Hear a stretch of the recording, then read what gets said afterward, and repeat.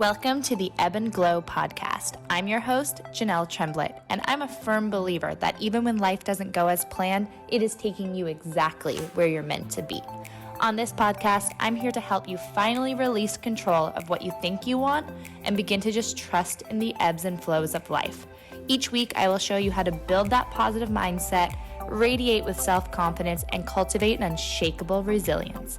Let me prove to you that even when life ebbs, you will glow. Hello, everyone, and welcome to episode 95 of the Ebb and Glow podcast. Today's episode is one full of inspiration and abundance and a lot of positivity.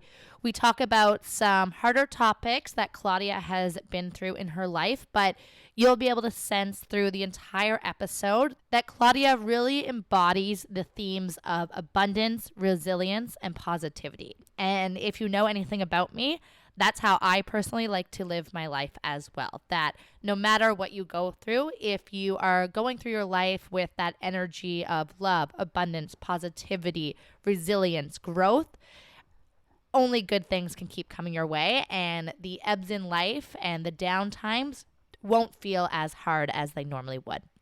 So my guest, Claudia, has dedicated the last 12 years of her life to empowering people, especially women and children. As a life and abundance coach, she has helped people from different backgrounds to discover and implement the full potential of their own creative powers for personal growth and self-healing. Today, Claudia comes to us from Las Vegas, Nevada, where she lives with her family and her 2 dogs. Claudia currently is the director of marketing for a media company, creating, directing, and editing TV spots. In her free time, she enjoys painting and sculpting as much as traveling. So today's episode, we chat about Claudia's ebbs in life in terms of just everyday curveballs throughout her everyday life, making mistakes, suffering from anxiety. The biggest topic we talk about here is when she lost her dad very suddenly, and she didn't actually find out until a couple days later, which I thought was insane. I actually thought she mistyped when she was telling me the topics of what to talk about, but that's exactly what happened. And we'll get into that story as we get into the episode. We also talk about some ebbs in Claudia's life, such as feeling like you have no control. People are making decisions for you, being gossiped about in your town, being disrespected, and navigating blended families. On the other hand, Claudia has had a lot of glows in her life too.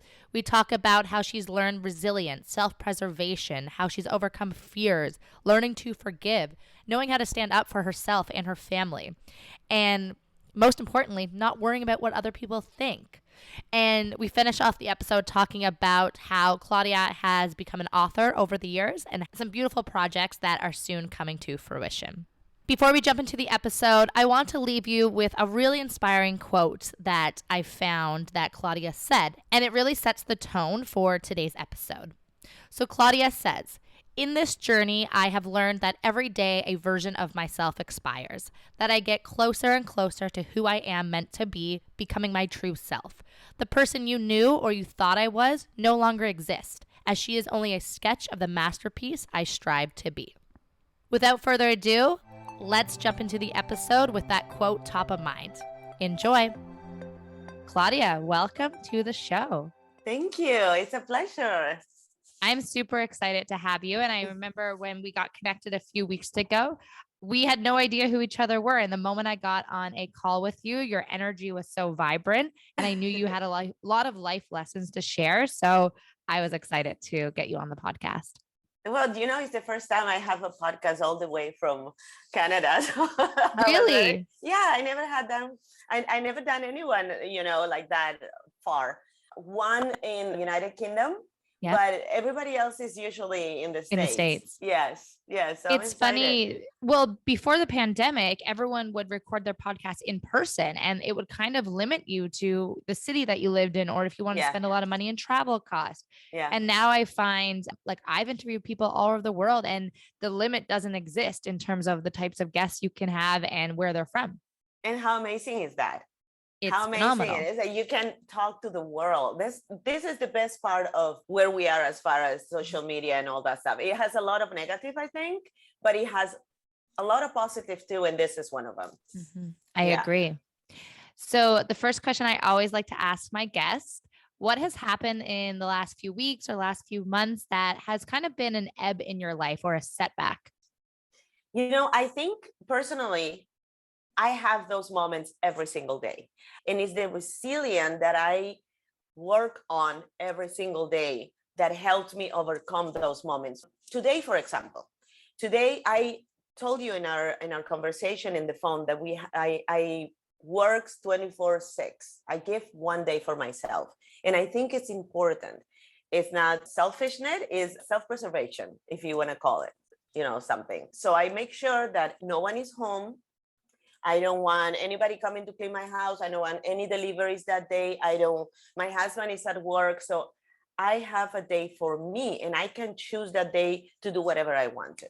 Well, 10 minutes before our podcast, I see a truck parked right outside my house. So I'm like, my husband knows that this is my day for me. Okay, I don't have to worry about anything. So I call him and I said, there is a truck parked in front of our house. And he goes, I don't know what to tell you. And I go, well, I don't know what to tell you because I'm about to start my podcast right now. And those are curveballs that, life throws to you. So I'm thinking, okay, I have 7 minutes before I start the podcast. I can spend those 7 minutes being angry at my husband, being frustrated, running around the house with my 2 little dogs, follow me everywhere, barking probably their lungs out.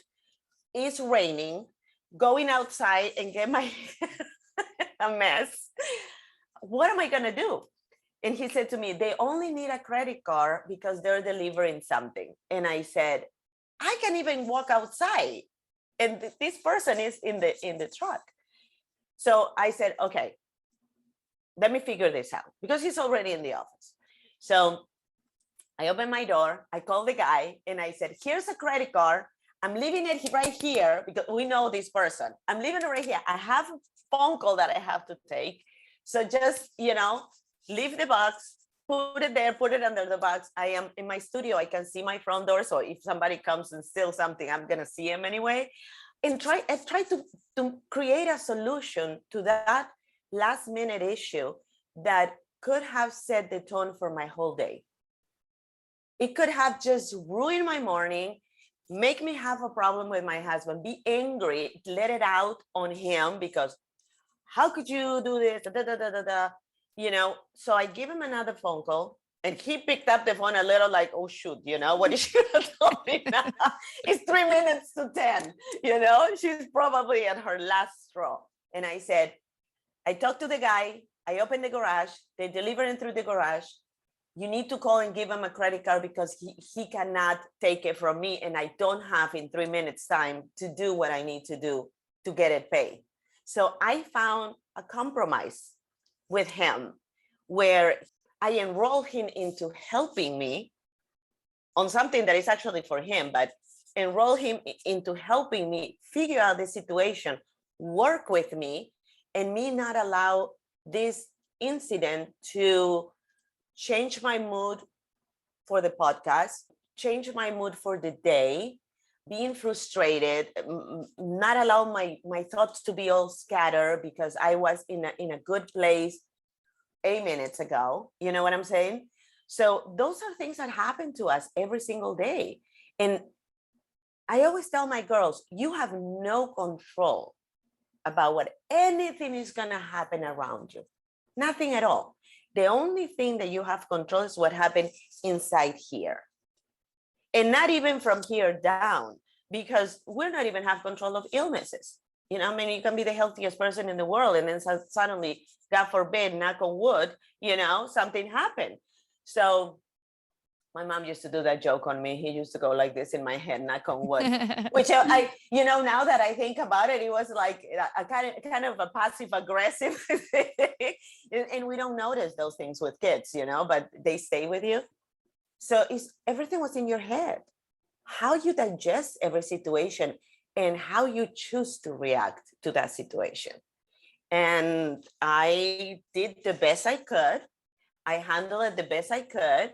I didn't lose my cool. Whatever it is was delivered because I don't see any trucks outside.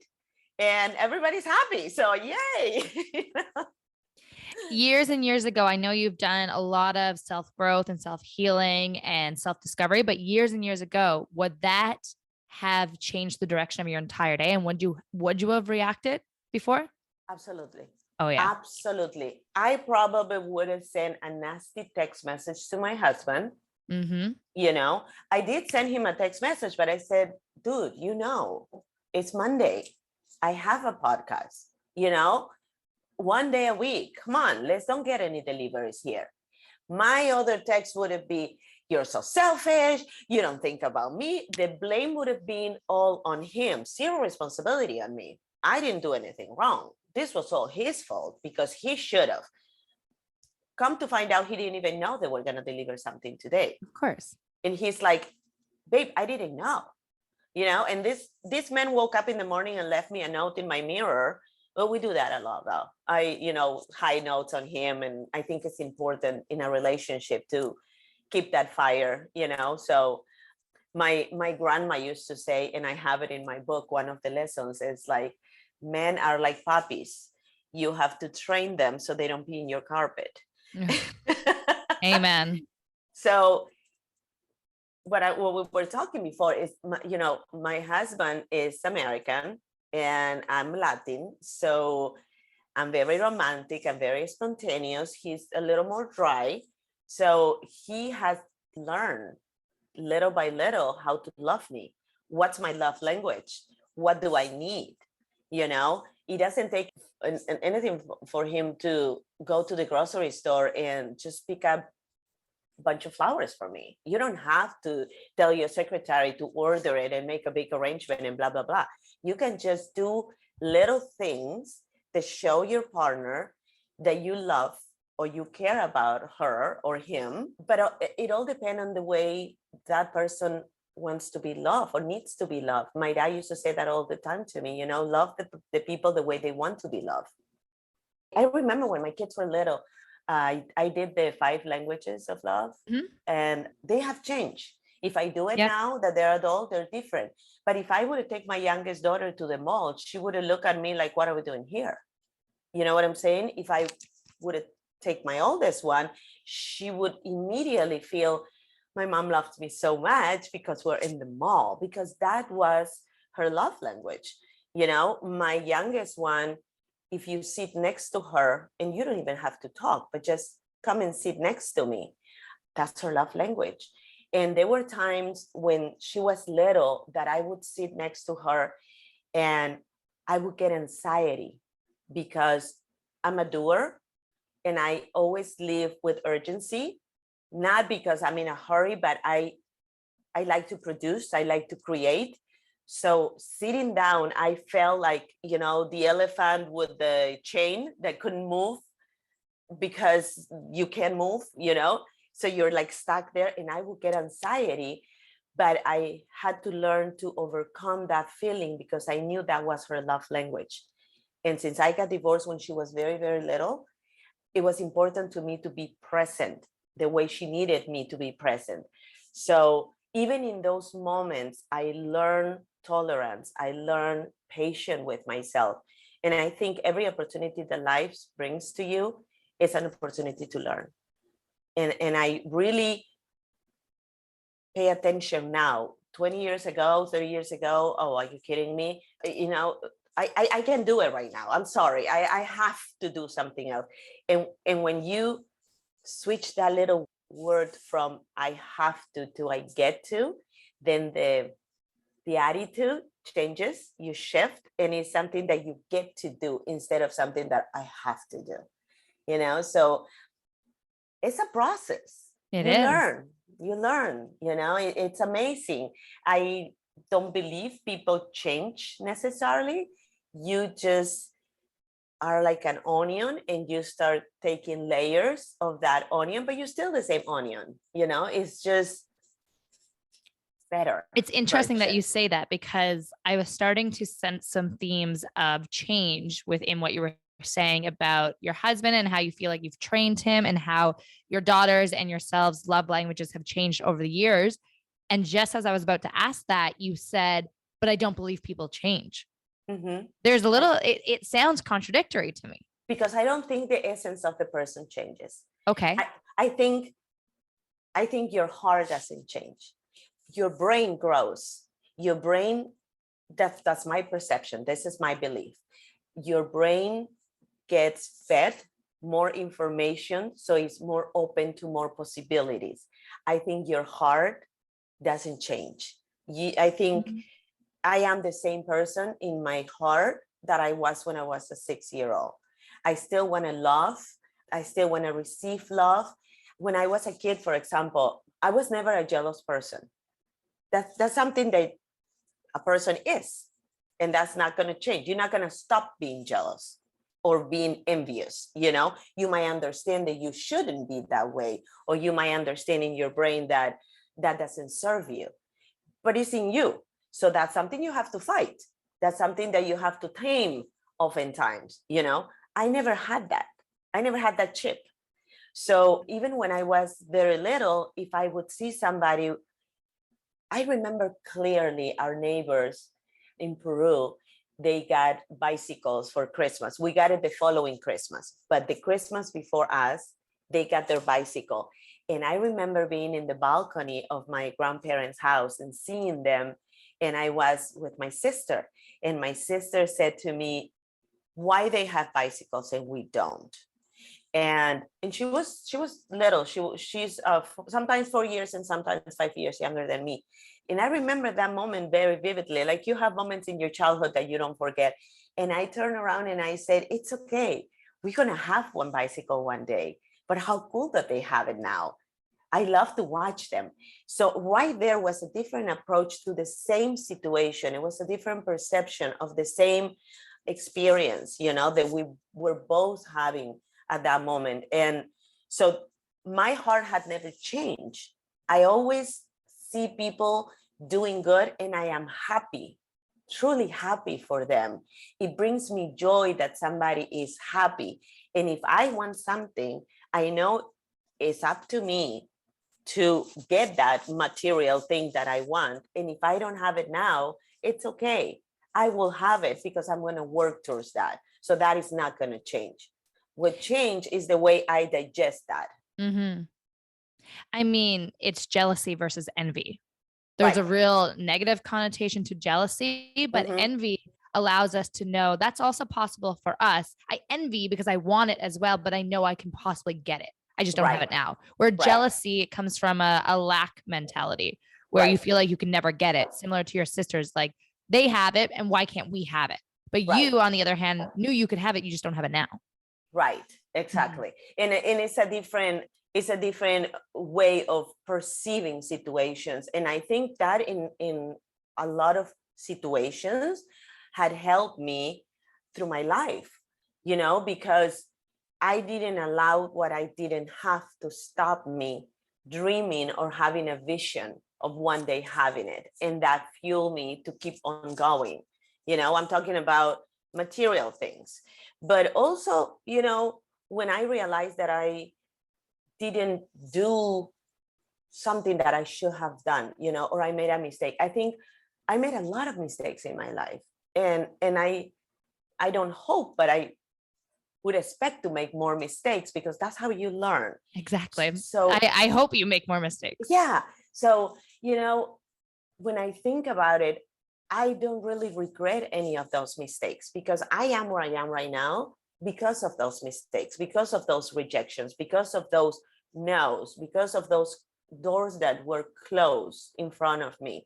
So thank you, because I wouldn't be where I am right now if all those things would not have happened to me. And oftentimes we sit and dwell on, oh, I should have done this, or I should not have said that. And it happens to me sometimes. For example, if I go out and I have a conversation with somebody, and then at night when I'm falling asleep, I kind of recap and I go, like a certain part of a conversation comes back to me, kind of like if my brain is telling me, but should you have said that?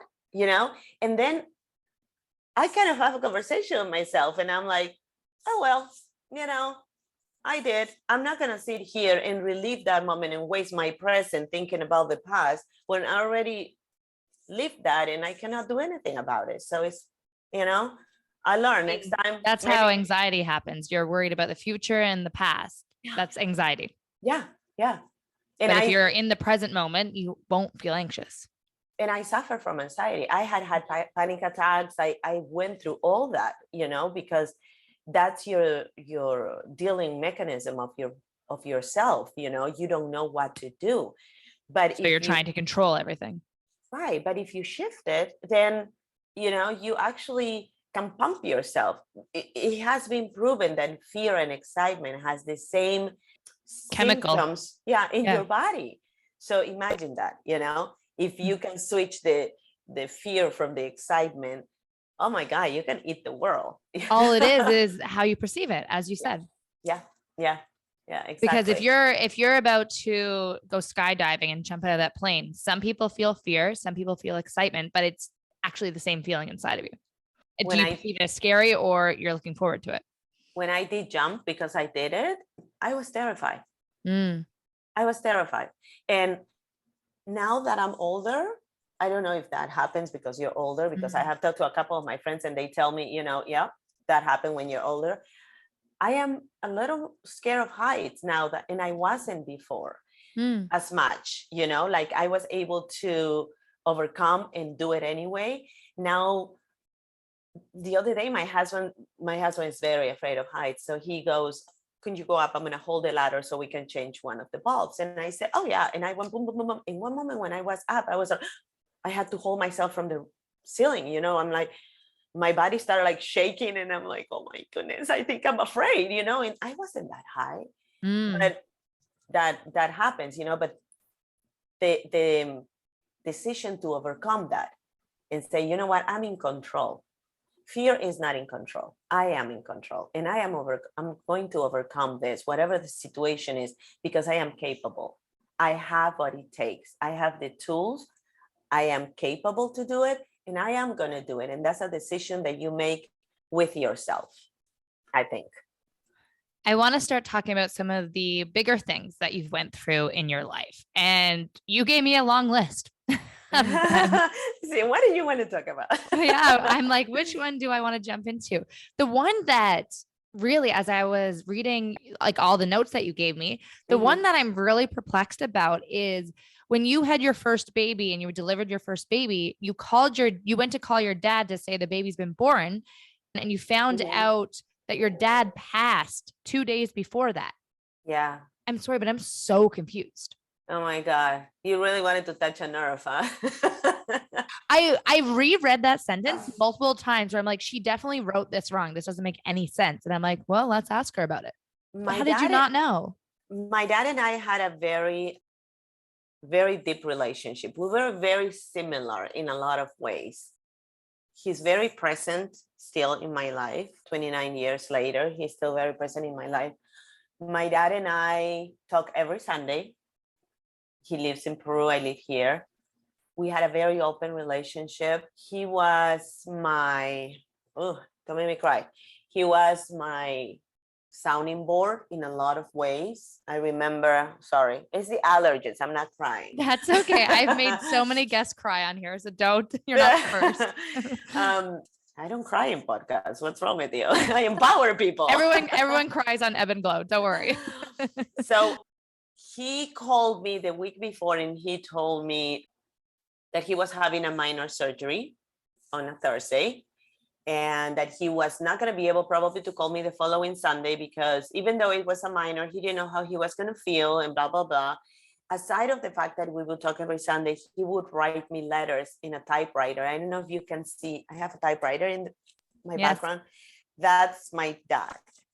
It's not my dad's typewriter. My kid gave it to me a few years ago on Mother's Day because they know how, those little letters and writing little notes in papers brings me back in time. And I still have some of his letters with lessons and stuff like that. So anyway, he said, I'm having a minor surgery. I might not be able to call you. I was 8 months pregnant. I was not full term. And I said, okay, no problem. The weekend went by and I didn't expect him to call me. So, I woke up on the 18th. My daughter was born the 19th. My dad passed away the 17th. I woke up the 18th in the middle of the night, and I said, my husband then, my ex-husband passed away 3 years ago, but my husband then was in the living room with my mother-in-law, and I said, I had my belly, and I said, I just had the weirdest dream with my dad. And he goes, what did you dream? And he goes, first of all, he had a suit. And my dad was a bohemian. My dad, I think he owned one suit, okay? Put it that way. I mean, he wasn't a suit kind of person. And he was smiling at me, but he was wearing a suit. And they both look at each other. They didn't say anything. They were like, just, oh crap, what's going on here? And since I was a kid, I always dream of things. So it was kind of like a red flag, but at the same time, I didn't even imagine. You don't imagine those things. I'm dreaming my dad with a suit. My dad passed away yesterday. You don't think of that. So I didn't think of anything. The next day, I started having really strong contractions. I had my daughter with a midwife. I didn't want to have anesthesia or anything, so it was all natural. I got to the birthing center at noon. I had my daughter at 3. That was it. And then I went home. That was easy. But right after I delivered my daughter, I had my daughter in my arms. My mother-in-law was there. My husband was there. And I said, give me the phone so I can call my dad. That was the first person that I wanted to call and tell him, you got a grandkid. And they all look at each other. They didn't move. And I was like, give me the phone. I want to call. And I remember it was a real phone, it wasn't like a cell phone. It was like a real phone. So I had to make a whole dial, with my calling card and whatever. So they're looking at each other. They will not react. They will not do anything. And I said, what's going on? Just give me the phone. They were all knew. The midwife knew, the nurses knew, everybody knew, because they knew what had happened to my dad, and they knew that eventually I was going to ask for it. I had a very good relationship with the midwife, so they knew. I called, and my stepmom picked up the phone. So I said, Ñaña. I call her Ñaña because my dad used to call her Ñaña. His dad used to call her Ñaña. In Spanish, niña is little girl, and Ñaña was like a nickname that she has. So I go, Ñaña, let me talk to my dad. I just had Talia, and I already had picked the name and everything, and we would talk about Talia. And she said to me, let me talk to Roberto, because everybody called him Trent, but his name was Roberto. He was Italian. And let me talk to Roberto. And I go, no, let me talk to my dad. What's going on? And I'm looking at them with my baby in my arms. She said, let me talk to him, please. And I said, she wants to talk to you. So he said something, and then he hangs up the phone. And I look at him and I go, what are you doing? Why are you hanging up the phone? And he goes, your dad passed away. He said it to me. And in that moment, I thought he had fainted, because I didn't digest the words. It was so unreal to me that happened. Like, no, that's impossible. That's impossible.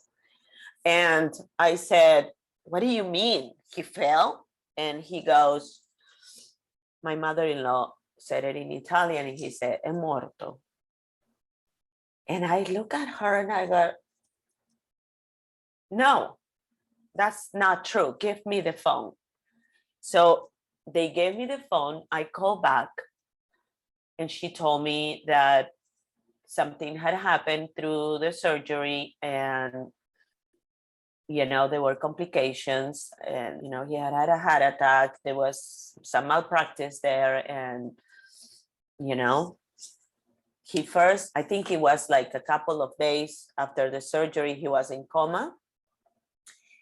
They thought he was brain dead. My sister told him Claudia already had the baby to see if there was any reaction. I did not had it yet, but to see if there was any reaction in his brain, and his brain started going like that, the little signs, so he could hear. And his heart rate went fast too when he thought. So at least he passed away thinking that I already had the baby.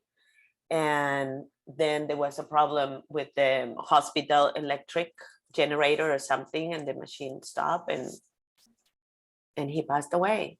You And must have been really young. I was 24. Yeah. It's very weird because when you don't see somebody being sick, being in the hospital, and then passing away, you don't really have the time to digest that. If somebody passed away and you go to the funeral, then you have that closure because you're in the funeral.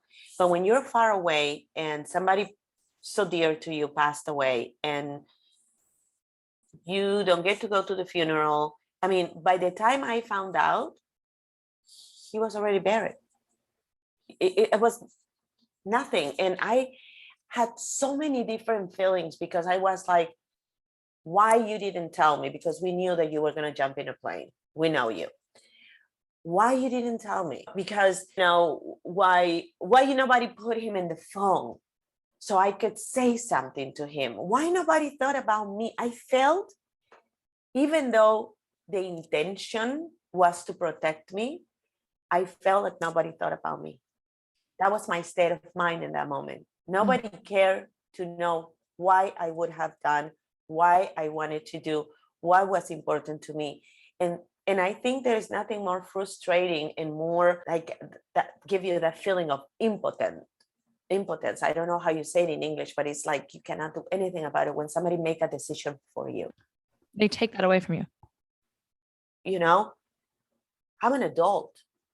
I'm not going to do anything to jeopardize my health or my baby, but don't take that from me. You took that from me. Whoever took that from me, they took it from me, and they didn't think what the consequence of that was going to be. And my daughter, Talia, is the only one of my daughters that is blonde. My dad was very light. She has a lot of him. I remember when she was little, because I am very spiritual. One time I looked at her in the crib and I saw that she was looking at me in a different way. And I said, hopefully, wishfully, are you there? And then she smiled, which my husband said, that's gas. That's not, but I'm going to take it as if he's telling me, yes, I'm there. But even in that moment, it was very hard. It was very painful. I read his letters a lot. I have a tape that he recorded to me when I was 15, singing happy birthday to me. So I get to hear his voice. And I lost that tape for a long time. And I just found it not long ago. They broke into our storage and they really took a lot of stuff. So I really had to go through things that I haven't gone through in a long time. And I found the tape and I was like, oh, you know what? Bless you guys for breaking into this storage, because this is why I found this tape. Maybe I would have never found it, or maybe I would have thrown it away, and not even think that it was inside the box that I found it. So I got that tape. So even in a situation as horrible as that, we have the choice to pick and rescue little positive things. I miss my dad every day. He's very present in my life. My kids know my dad, even though they have never met him. They know my dad as if they had lived with him, to the point that my kids will say, this is something Papa would like. Oh, look, Mom, doesn't this remind you of Papa? They have never met my dad, but they know him through me. I told them stories. I told them how he laughs, how he walks. There is this movie, I don't know if you have seen it. It's called The Big Fish. Big Fish. Oh my God, you have to see that movie. It's the most beautiful movie. And it's about this father who has a great imagination. My dad had a lot of imagination. And you know what? Good for him, because every story he told me, it was so embellished. and so big. And my mind was so hungry, for those stories that helped me have that imagination. Like when my kids were little, of course, I added to the story. My dad added to his story and I added to his story. So my kids had the best stories when they were little, because I would say, oh, I remember the time when Papa told me this, and then he went there and there was this person and this and that and blah, blah, blah. And, when I watched that movie for the first time, I sat with my girls and watched it for the second time. And I said, this reminds me of my dad. It's so wonderful to be able to rescue things from different places and share those moments with them, because he's not here, but his legacy and his lessons and our conversations and everything that I live with him, even though it was more of half of my life has gone by. I'm 55 now. So even though so much has passed, he's still with me every day, and I will never forget that moment. It was a moment of resilience. It was probably the toughest. I think next to that, when my second daughter was born, because she was born without breathing after 26 hours of labor, I think those were the toughest moments of my life.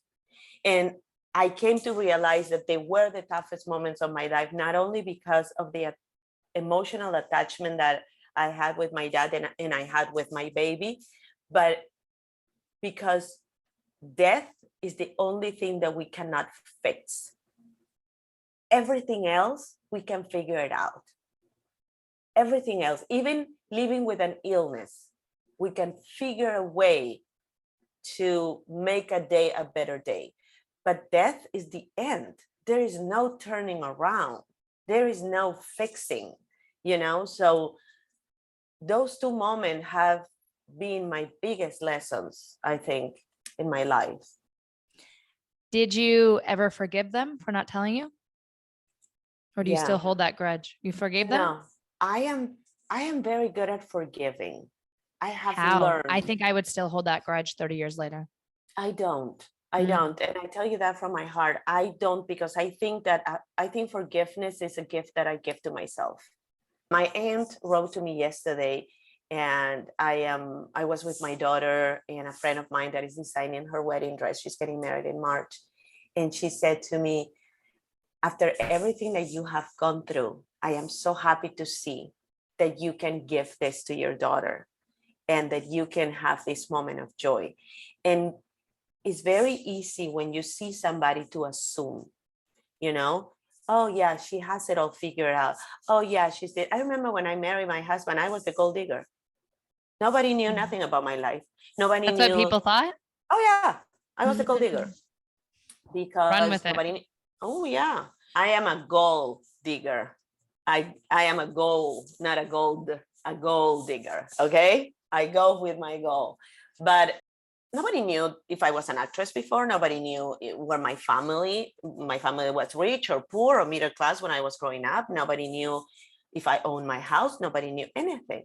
And at the end of the day, I didn't need my husband to come and rescue me financially. He didn't find me under a bridge. I had a great job. I had gone through a lot of very difficult years, but I was in a stable place when he met me. My kid had a great life. I had a great job. I had a great life with them. We had balance. We didn't need anything. Why do people automatically assume that? Because I think they're their own fears and they need to judge. So when they're intimidated and their by jealousy. Yeah, they're intimidated by that person. So, okay, she cannot be that good. So she's probably a gold digger, And I wanted to turn around and say, yes, my husband rescued me. But you know how he rescued me? Emotionally, because I had decided not to love again a man or a woman or anybody beside my kids. I was not open to give love another chance. I was not open to fall in love again. So yeah, he rescued me, if you want to use that word, but it wasn't financially, but if that makes you feel better about yourself, then go ahead and take that, because, and again, at the beginning, it used to bother me. And not only used to bother me, it used to bother me that people would say things to my girls. That would bother me the most. And my kids are like the three musketeers. I mean, they would take a bullet for me. Do you have three daughters? I have three daughters. Oh, beautiful.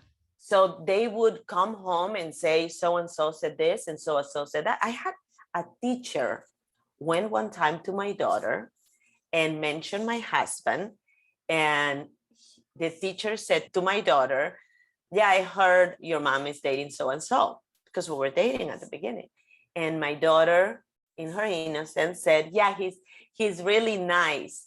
And the teacher said, yeah, I'm sure that's why your mom is with him, because he's a very well-known person here. And how old's your daughter at this time? I think she was 11. And oh my God. So she came home and she told me, and I'm Latin, and you're messing with my girls. And that's where I draw the line, because don't F with my girls. Sorry. You're going to see a side of me that you're not going to like. So I went to school and I talked to the principal and I said I wanted to meet the teacher. So the teacher, I asked for a teacher parent conference with the principal. The teacher comes inside the room with the office of the principal, and he says, very nice to meet you. And I said, no, actually, I wanted to meet you because obviously you know a lot about me already. And he goes, what do you mean? And I said, you made this comment to my daughter in front of her whole class. So I want an apology to my daughter. And I want my daughter to be removed from your class because I don't think you're qualified. And that was it. And my kid was removed from that class. And that was a lesson to my kid. You stand for yourself, even if you have to stand alone. So here comes the immigrant woman to put the professor, in his place, because you disrespected me and you disrespected my daughter, and that's not going to be allowed. What was his and the principal's response to that? They were quiet. They didn't know. Oh, good. I'm so sorry. That was, uncalled. I should not have said that. And I was kind of joking and blah, blah, blah. I didn't even engage. I just not interested in your justification. That's abusive. This is an 11-year-old. To an 11-year-old? That's so messed up. You don't do that. You know what I'm saying? But there were other situations where my kid had to deal with that. So I had, at some point, you got to stop justifying. You got to stop making excuses. You got to stop telling your story to people. You got to stop caring what anybody says. And you just have a conversation with your girls and you say, you know what? There are people out there that don't understand, that don't know. Ignorance is bliss. So don't engage. When somebody comes and says something to you that is out of line, you just say, you know what? I don't think that was very nice and I really don't want to have this conversation with you. Don't even defend me. Don't even say my mom is not that, or you don't know my mom, or I know my mom had to have 3 jobs to get us where we are right now. Because why are you going to waste your time with people that really don't want to hear? It's like if you're worried about the people that don't like you. They don't like you. That's it. It's their issue. What buttons are you pushing for those people not to like you? Why are people talking about you? I always say if people aren't talking about me, then I'm not probably standing up for anything. I mean, if they're talking about you, they're a fan, okay? Yeah. I'm like, okay, you don't like me, but you're checking my Instagram, you're talking about me. Hey, B, you're a fan. Yeah, I'm on your mind, so. Exactly. Must be doing something right. Yeah. Yeah, so I stop worrying about what people think about me. And I get a kick out of it. You don't like me too bad. You want to believe what somebody else is telling you about me because that fits whatever image you want to have about me, so you don't feel this big. Inadequate. Yeah. That's on you. That's not on me. I'm going to still live my life and be joyful and learn and be a good mom and be a good wife and be a good coach and be a good human. And that's my journey. And too bad you can join me. Sucks to suck. Yeah. I want to have our last topic a little bit about your book. Okay. What inspired you to write the book, and tell us a little bit about it? So actually, I don't know if I told you, but I have 3 journals. I have one for kids, one for men, and one for women. And before we go to the book, I wanted to read this to you. It says, I release all past hurt. I am ready to love again. That's what I have in all the pages of my journals. I have positive, inspirational affirmations. Love that. Yeah, me too. I think it's so important to wake up in the morning and read something that is going to give the tone for your day, so you take that with you, so if again a truck show up in your house 8 minutes before your podcast, then you go, I got this. I'm already in a good place. My book is a work of love. It's a lot about me and about my girls. I actually got my first bad review the other day, and my kids took it really personal, but I said to myself, I mean, someone still read it. Yeah. And she says, I didn't like the book because I didn't learn anything, and she talked too much about her kids. So, so I said, well, I am a mom. I learn about things every day, and my kids sometimes are my students and sometimes are my teachers. And this says 88 most important lessons learned in the life for women that want to increase their confidence, resilience, and courage. This is my life. Of course, I'm going to talk about my children because they're a huge part of my life. But if you read it, and if I could have answered this lady, I would have said, if you read it and you didn't learn anything, kudos to you, because that means that you did your homework. That means that all the experience in your life didn't just pass through you. So I'm happy. I'm happy that this just reminds you of what you already know. I didn't take it personal, but it was so funny because my kids were like too hard, They're protecting you this time. Very much. And I talk here about a lot of things. I talk about my dad a little bit. I talk about my relationship with my ex-husband after we got divorced, the example that him and I decided we were going to be for our girls.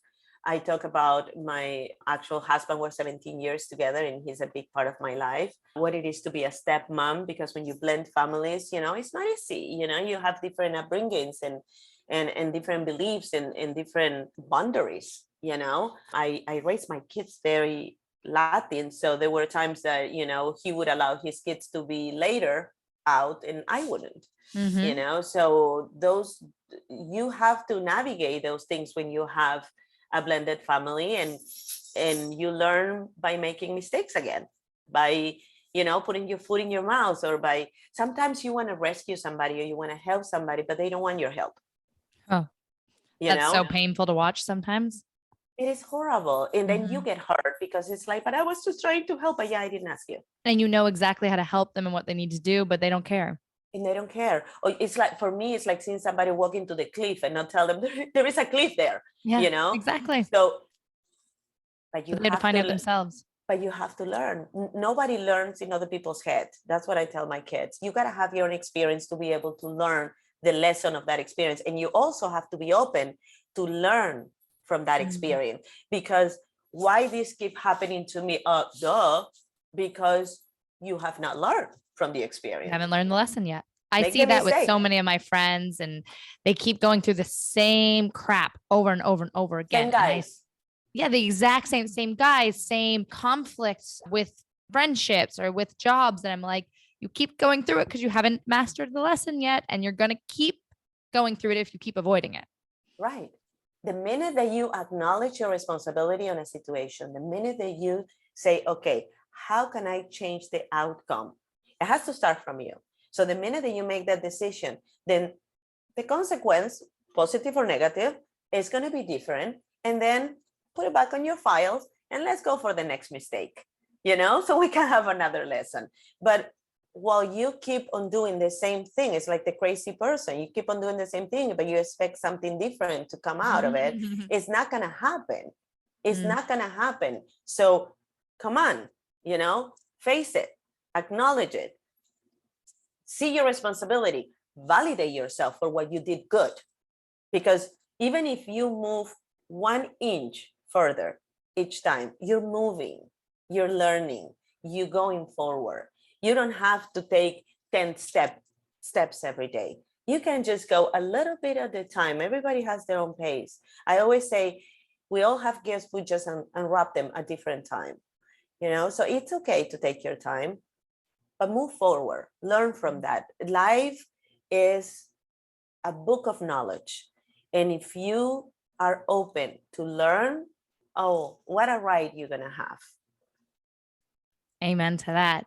Claudia, one of my favorite things before I let you go, one of my favorite things you've said when I was doing my research on you, you said, in this journey, I have learned that every day a version of myself expires, that I get closer and closer to who I am meant to be, becoming my true self. The person you knew or thought I was no longer exists, as she is only a sketch of the masterpiece I strive to be. And I thought that was beautifully poetic. Thank you. My dad was a poet, he was a writer. So I get a lot of his inspirations. I bet that's where you get a lot of your artistic creativity. A lot. And he was very deep, and he would use examples, with different situations and analogies. So even when I tell stories, I like to use analogies that sometimes, my friends tell me, you just got to make a book of Claudisms. So, with all your analogies. I love that. So people can understand what you mean when you say things, But yeah, I think it's true. In the same way, we become somebody else. It's okay to mourn the person that you were before, but from a place of love, good for me for coming this far. And go in your mind and go back years and hug that little girl and that scared teenager and that confused 20 years old and that striving 30, and tell them, like me, I'm 55, but you know what? We did good. We did good. And I'm proud of you for every stage, for not giving up, for staying with me. And I'm saying that to myself. Yeah, exactly. Yeah. Claudia, what's next for you? What are you looking forward to? I am working on a book for couples. Cool. Yeah, which I think my husband is a little nervous because since we are so different in so many ways, sometimes it's so hilarious when we have a conversation because he will say something and I'm like, really? Okay. And then he sees me with my phone, I'm writing. I have notes on papers all day long because he said to me another idea and he doesn't know I'm writing down what he just has said to me because I can't believe it. So I can put it in the book. So I'm writing that. Then I am working on a training, an abundance training. I think it's very important. We didn't touch the subject, but that's okay. The energy of abundance came through overall, so don't worry. That's great. But I want to guide my clients and whoever wants to learn about abundance and how to incorporate it into your life every single day with little things. So I'm working on that too. And then in a couple of years from now, I told my husband, I'm going to take a class of photography. I love art. I do sculpting and painting too, but I would like to learn photography and have a dark room where I actually develop pictures like they used to do a long time ago. And maybe, retire doing some photography all over the world. And that's just my vision, I have a lot of things that I want to do. I love that. I want to see my kids getting married and being happy and having children and enjoy my grandkids. I want to travel the world with my husband. I want to visit my family in Peru. So many, my mom is in Boston, so many things that I want to do. And I'm excited and I'm welcoming whatever life is throwing my way with open arms. I love that. Claudia, it's very clear to me that you are very inspirational to your daughters. I'm sure they love having you as a mom, and your husband, I'm sure, loves having you as a wife as well. And it's been an absolute joy to talk to you today. The positivity that exudes out of you, even no matter, you were telling us very deep stories of what you went through with your dad. But yeah, the positivity that comes through is very abundant. So thank you so much for being here. Thank you. Thank you. I really appreciate spending this time with you. No, I've loved it. Thank you so much. Bye. Did you know that I'm not only a podcast host, but in my full-time career, I am a Toronto-based real estate agent. In 2021, I closed 100 deals. Yes, you heard that correctly, 100. So if you or someone you know is a busy professional looking to get into the Toronto real estate market and looking to work with a realtor who values your time, make sure to reach out to me and let's get connected. And in the meantime, we'll see you here back next week.